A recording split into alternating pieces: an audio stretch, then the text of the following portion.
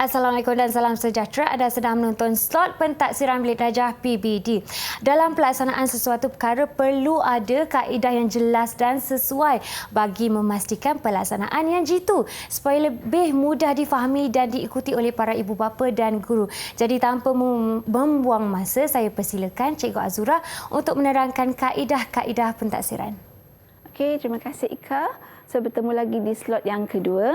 Okey, untuk slot yang kedua ini, saya akan kongsikan atau menerangkan dengan lebih jelas berkaitan dengan pelaksanaan pentaksiran secara berterusan menggunakan 3 kaedah itu, iaitu kaedah secara lisan, kaedah bertulis dan juga kaedah pemerhatian. Okey, yang pertama kaedah lisan. Ianya boleh berlaku secara spontan ataupun secara yang dirancang. Biasanya guru-guru akan terus menyoal bila kita masuk ke kelas, kita menyoal murid, mengulang kaji balik pelajaran yang dipelajari semalam. Daripada maklum balas murid-murid itu, kita dapat tahu murid faham ataupun tidak apa yang telah kita ajar pada hari sebelumnya. Dan pentaksiran secara lisan juga boleh kita gunakan untuk mengumpul maklumat semasa berlaku interaksi di antara murid dengan guru, murid dengan murid, juga murid dengan bahan. Maksudnya, sewaktu kita telah memberikan tugasan, kerja kumpulan dan sebagainya, sewaktu murid-murid berbincang sesama mereka, kita dapat juga mentaksir. Okey, murid A ini, dia faham apa yang telah diajar tadi, dia dapat menerangkan kepada rakannya. Ataupun bila murid B ini kita berikan latihan secara bertulis, kita lihat dia tak dapat langsung untuk membuat ayat atau menuliskan apa-apa. Maka daripada segi itu, walaupun kita berikan pentaksiran bertulis, tapi kita memerhati dan kita melihat murid manakah yang memerlukan bantuan kita. Okey, jadi perlu bimbingan yang lebih lanjut. Okey, antara aspek yang boleh ditaksir secara lisan adalah kefahaman konsep, pengetahuan fakta, kemahiran mendengar, penggunaan bahasa yang tepat, kefasihan menghafaz, sebutan dalam berbahasa, kecakapan mencongak untuk matematik, gaya persembahan, pertuturan dan juga sikap. Kerana PBD ini kita bukan setakat menilai daripada segi kurikulum tetapi juga daripada segi sikap dan moral mereka. Okay, antara aktiviti-aktiviti kemahiran lisan yang boleh digunakan adalah soal jawab, bacaan kuat, syarahan dan perbahasan, bercerita, perbincangan, hafazan, temu bual, soal jawab, nyanyian dan juga mendengar dan memberi respon secara lisan. Pentaksiran lisan lebih sesuai digunakan untuk mengesan kemajuan dan pencapaian murid dalam kemahiran berkomunikasi.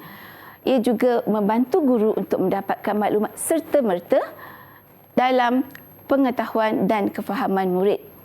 Ia juga membantu guru mengesan kebolehan murid dalam kemahiran membaca dan menghafaz di samping mengesan kelancaran dan juga sebutan.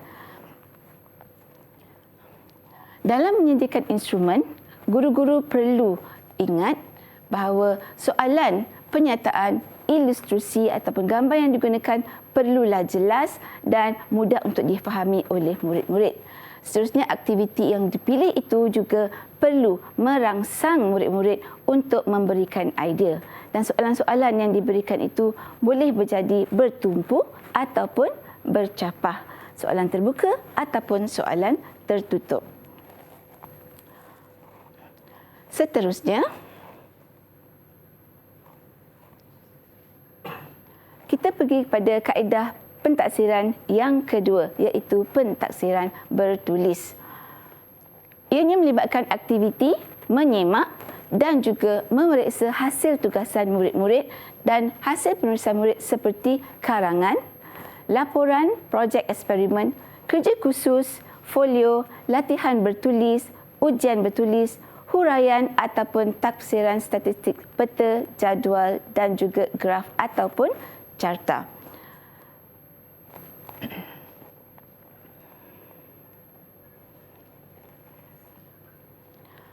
Okay, instrumen yang digunakan di dalam pentaksiran secara bertulis digunakan untuk mengesan perkembangan intelek serta kemahiran murid daripada aspek menyusun idea, menulis, mengaplikasi, mencipta serta menilai. Dan kaedah yang ketiga adalah kaedah pemerhatian. Pentaksiran secara pemerhatian ini sesuai untuk mentaksir proses dan juga hasil kerja murid seperti penghasilan lukisan, buku scrap, kraf tangan, produk dan juga kerja khusus.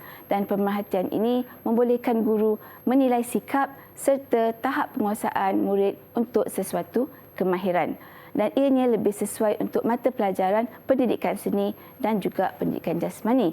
Kerana daripada pemerhatian dalam mata pelajaran pendidikan jasmani, contohnya guru dapat menilai sama ada murid-murid dapat menguasai kemahiran mengelecek bola, ataupun dalam mata pelajaran pendidikan seni, murid telah menguasai tahap untuk mewarna, membuat tona dan sebagainya. Pentaksiran secara pemerhatian juga boleh digunakan untuk mentaksir aspek yang bukan daripada segi kognitif ataupun kurikulum semata-mata. Ia juga dapat menilai sikap murid, perlakuan amalan mereka, amali, kemahiran manipulatif, kemahiran bersosial, kemahiran belajar, kemahiran kinestetik, kemahiran literasi komputer serta kemahiran mereka cipta. Kerana pentaksiran bilik darjah ini adalah dilaksanakan secara holistik, bukan hanya kepada kognitif semata-mata. Maklumat daripada pemerhatian boleh membantu guru untuk melengkapkan gambaran mengenai keputusan pentaksiran yang diperolehi melalui kaedah lisan dan juga penulisan. Kerana ketiga-tiga kaedah pentaksiran ini boleh sering digabungkan dan digunakan dalam satu-satu masa PDP. Dan daripada hasil pemerhatian, guru boleh menentukan ataupun mengenal pasti murid yang berdaya tahan, murid yang mahir untuk berkomunikasi, murid yang pemikir, murid yang boleh bekerja dalam pasukan, murid yang bersifat ingin tahu, murid yang ada prinsip serta bermatlamat, murid yang penyayang serta murid yang berpatriotik.